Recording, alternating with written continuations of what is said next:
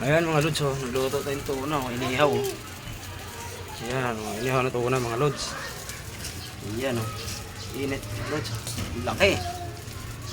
Malaking tuna yun mga lods. Laki ng ano, panga, ano? Panga ng tuna, laki, oh. Laki.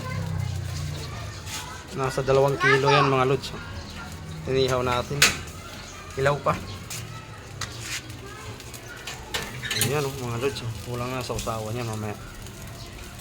Inihaw na tuna, panga ng tuna.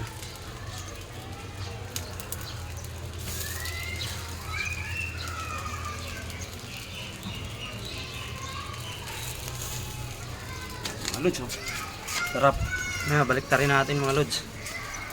Masunog. Ayan, oh, panga ng tuna.